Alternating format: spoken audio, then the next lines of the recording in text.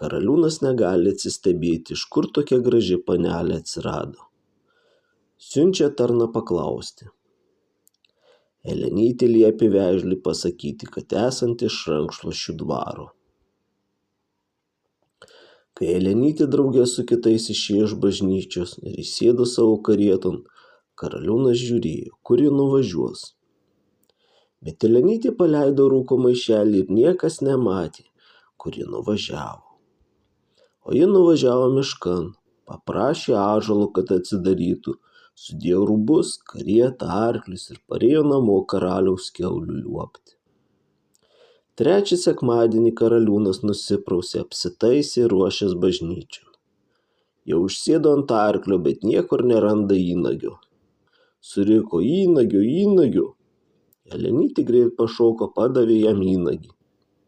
Tu, pečialanda, vis maišysies man po kojų, suriko karaliūnas ir sušėrė Elenytę.